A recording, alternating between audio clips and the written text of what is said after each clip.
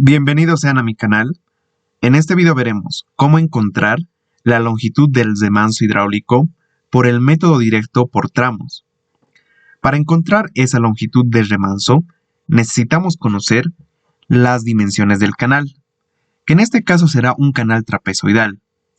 Podemos tomar en cuenta que sus dimensiones serán una base de 1.5 metros, un talud de 1, una pendiente inicial, es decir, la pendiente del canal, la rugosidad del material, que en este caso es este valor, el caudal a transportar y un valor conocido como la cantidad de tramos o el número de tramos.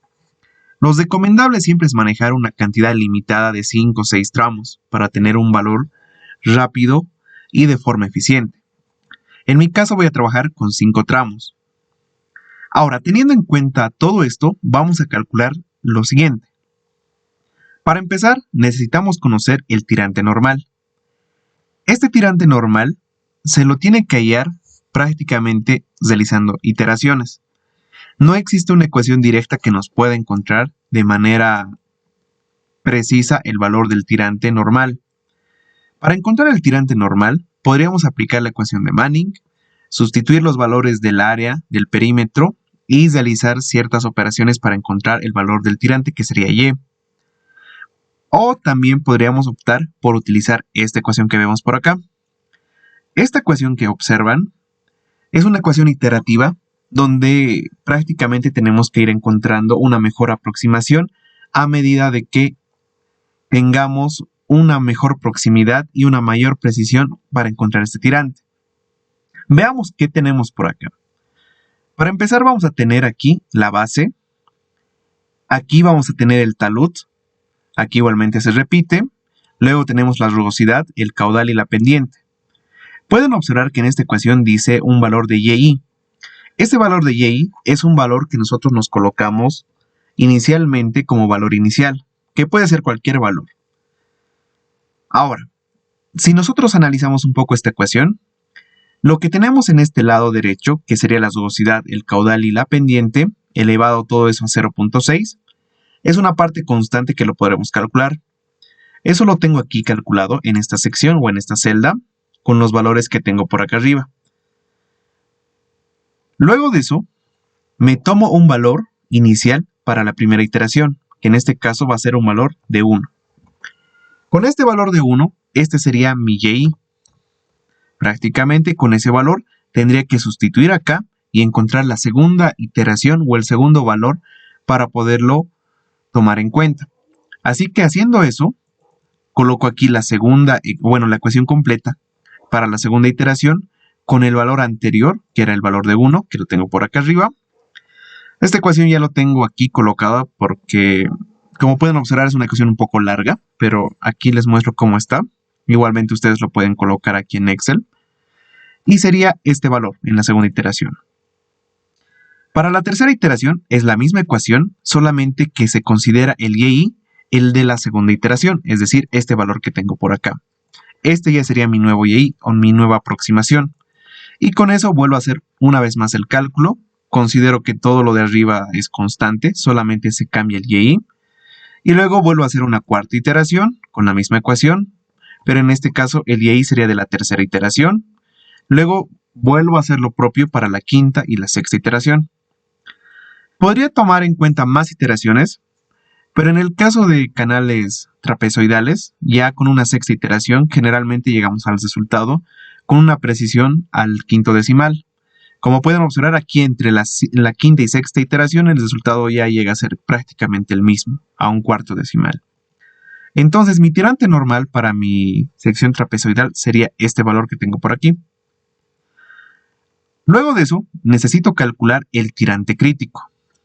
El tirante crítico, de la misma manera, podríamos utilizar la ecuación de régimen crítico, sustituir los valores del área, también sustituir los valores del espejo de agua, que sería este de acá, o bueno, la ecuación en sí, y hacer un despeje para poder encontrar Y, que sería el tirante crítico.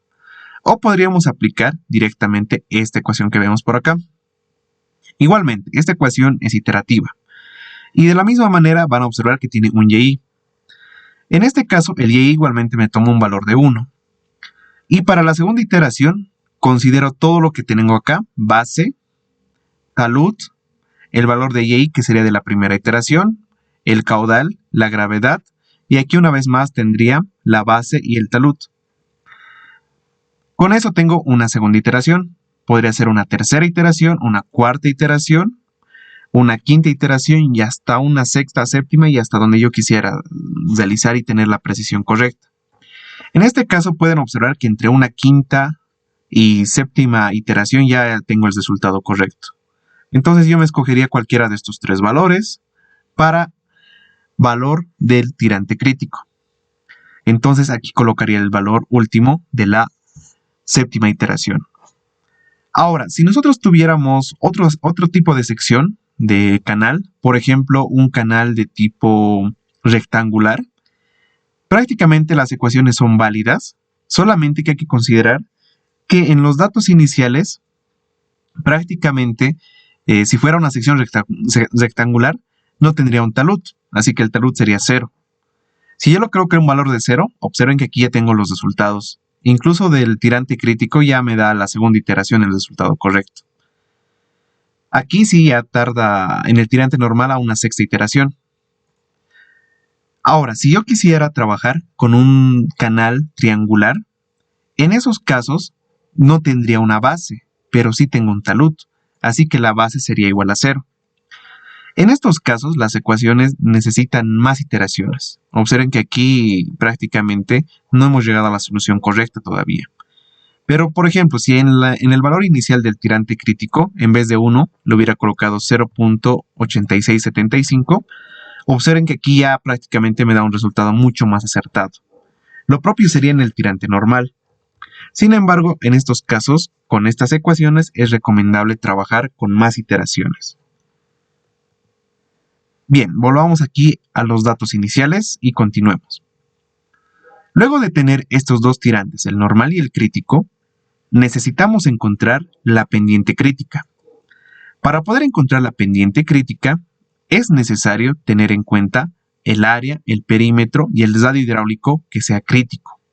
Para eso utilizamos las ecuaciones que son para la sección, que están acá arriba. Para empezar, utilizo esta ecuación para el área, pero debo considerar que aquí el tirante que yo tengo que trabajar va a ser el tirante crítico, como ven acá. La base y el talud serían los mismos valores de aquí arriba. El perímetro es más de lo mismo, todo tal como lo ven aquí, a excepción de que el tirante debe ser igualmente un tirante crítico, es decir, el valor que hallamos anteriormente.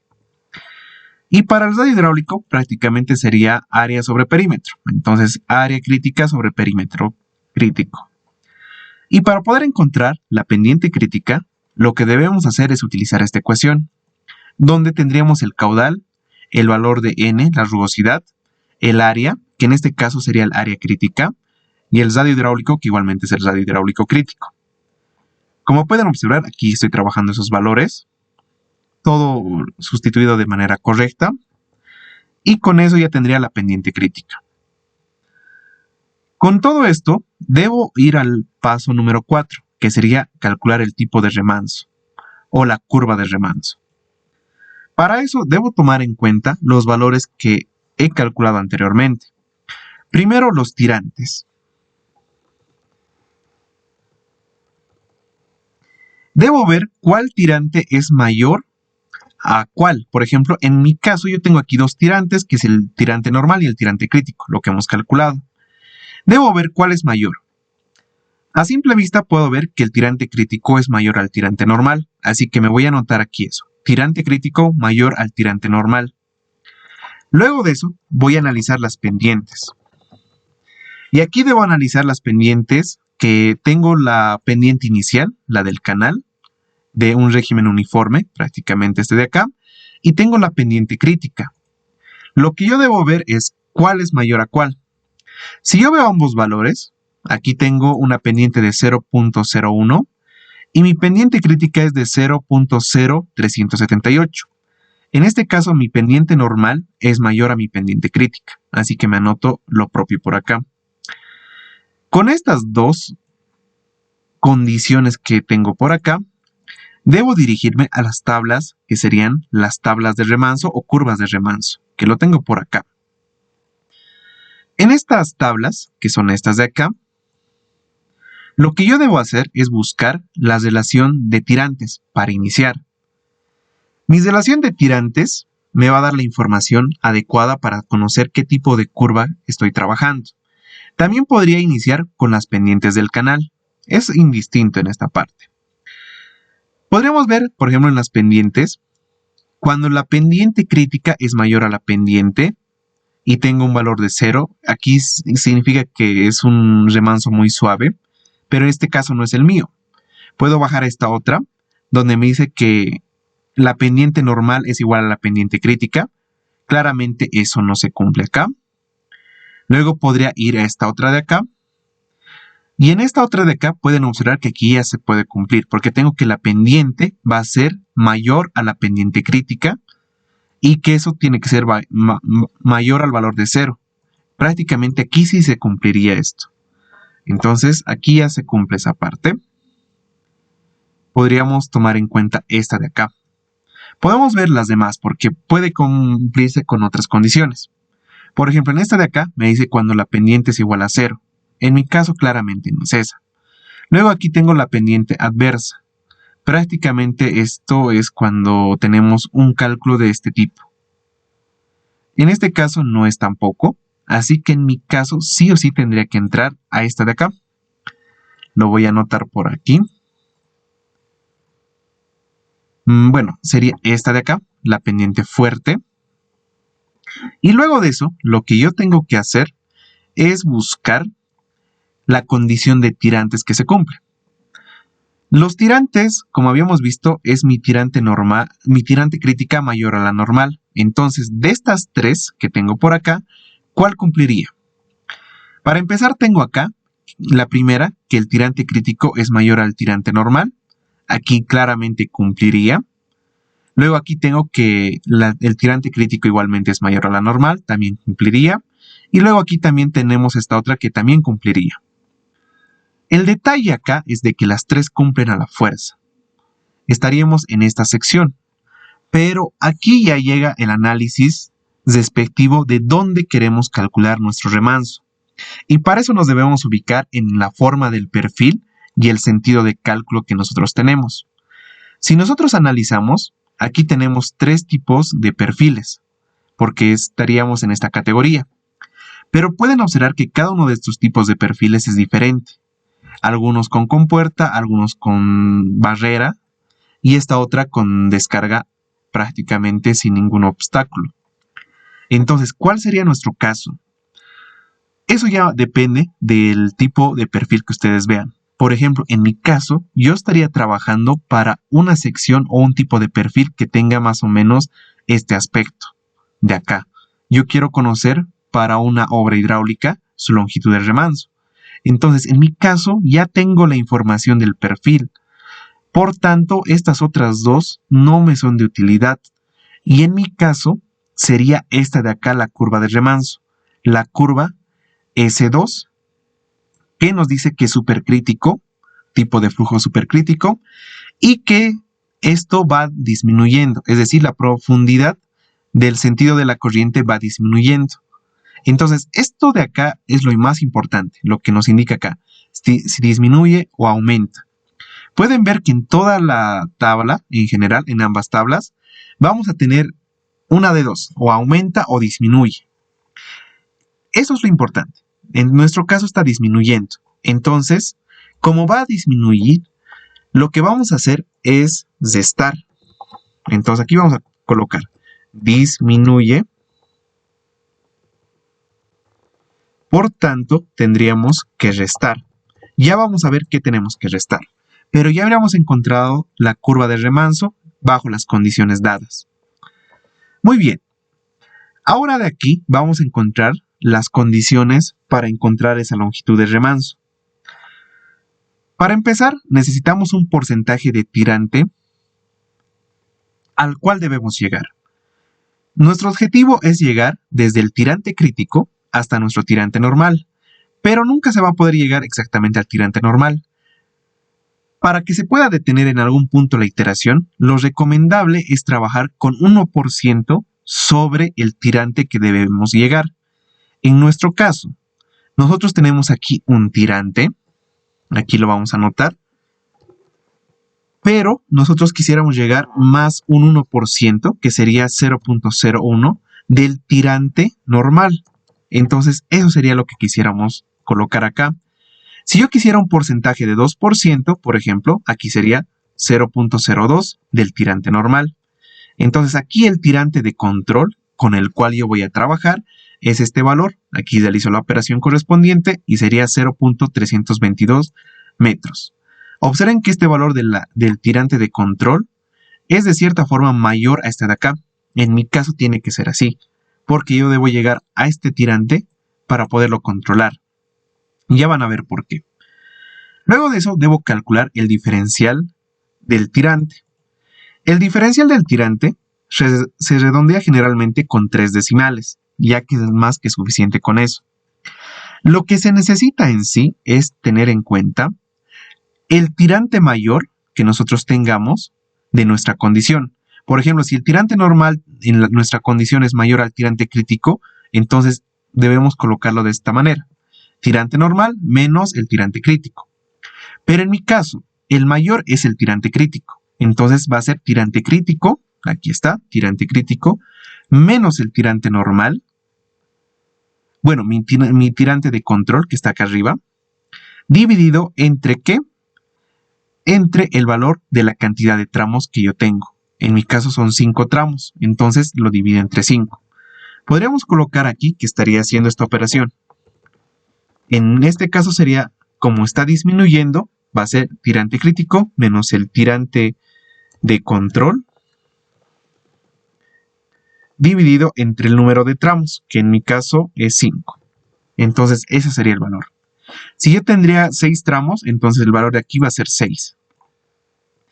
Con eso hacemos el llenado de la tabla del remanso hidráulico. Para eso nos vamos a hacer una columna que diga tramos y vamos a iniciar del tramo 0 hasta la cantidad de tramos que nosotros hayamos colocado acá arriba. Como son 5 tramos, entonces aquí voy a colocar del tramo 1 hasta el tramo 5.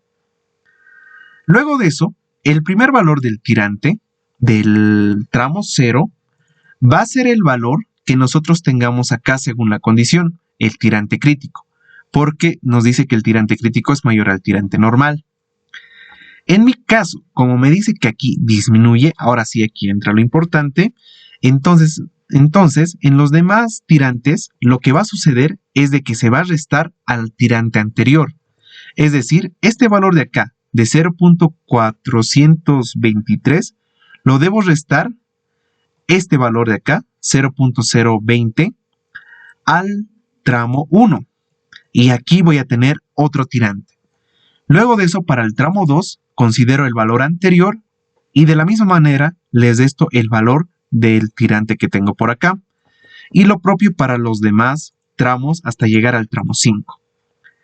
En mi caso, si fuera otro tipo de remanso y en vez de disminuir empieza a aumentar, lo que sucede aquí es de que empezamos a sumar, porque en vez de disminuir, el tirante tiene que ir aumentando, entonces vamos sumando este valor. Luego de eso, ya prácticamente debemos calcular con estos tirantes el valor del área, con la ecuación de acá, que es la ecuación de la sección.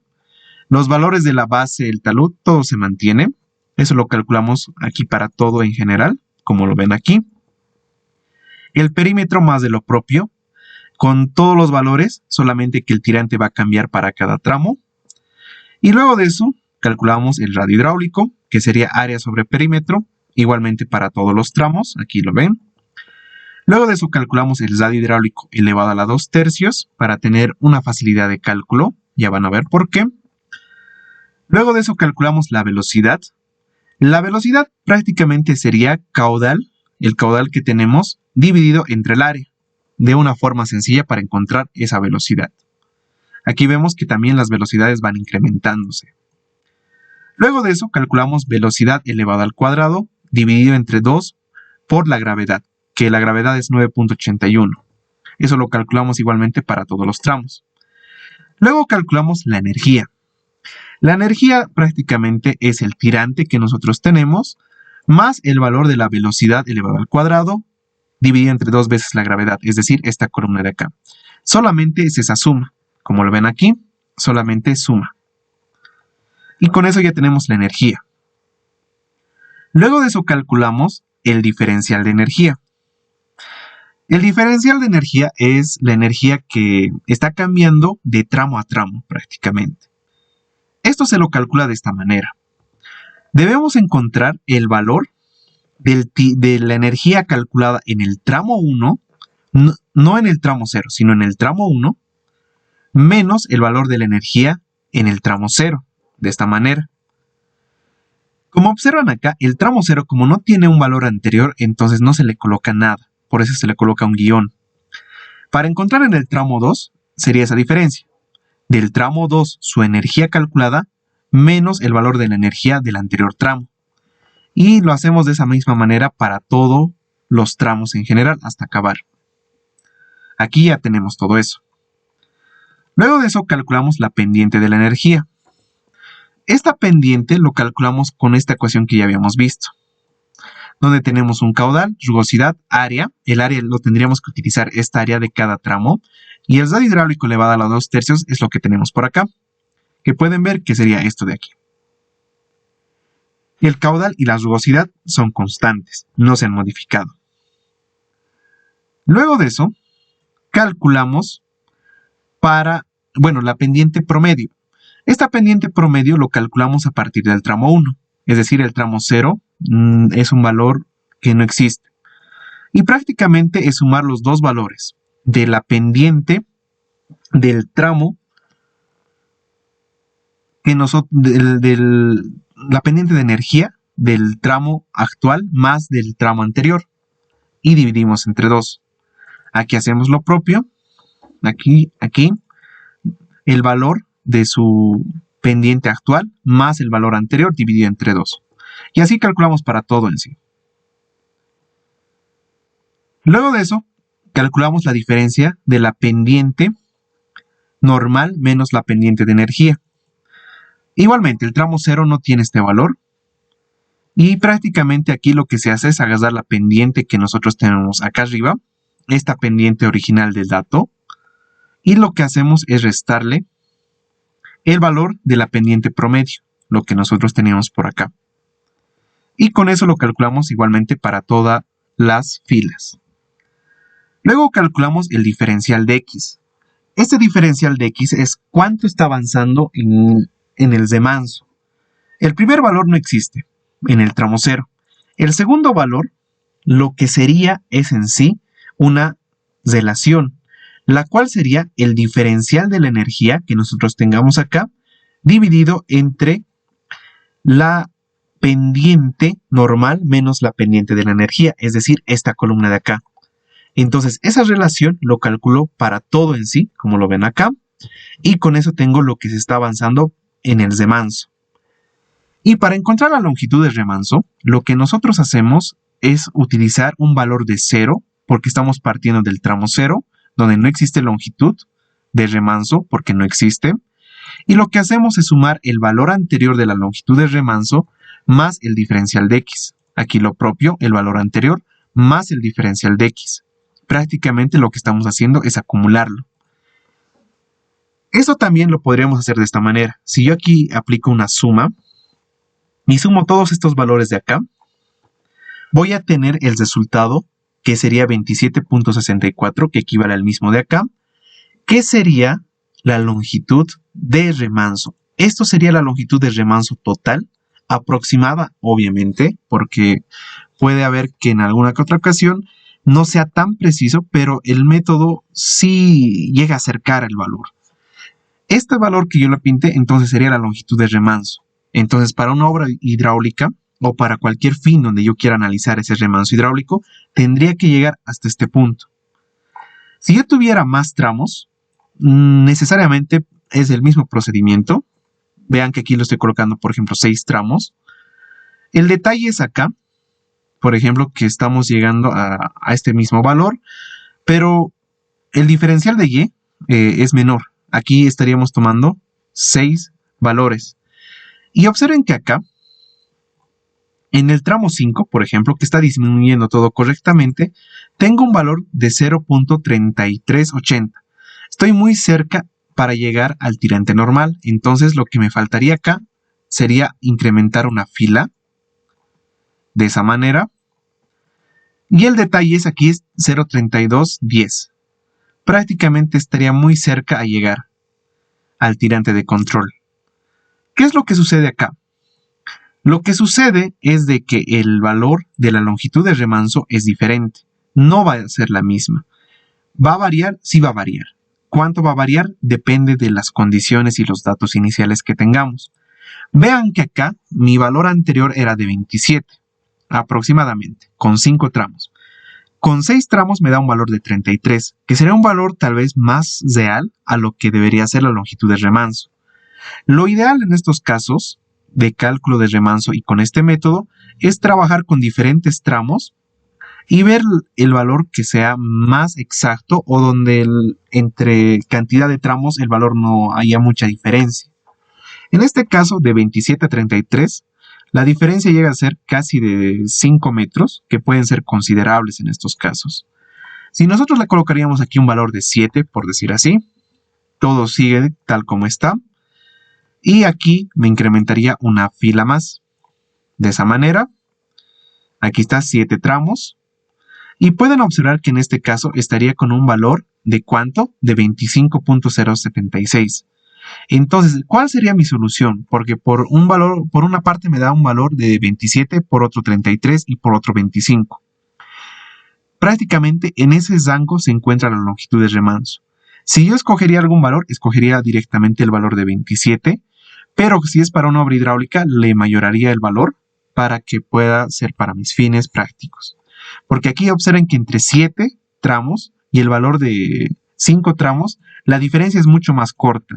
Si yo tal vez utilizaría muchos más tramos, la diferencia se va a cortar mucho más. Entonces ahí voy a tener una solución mucho más exacta.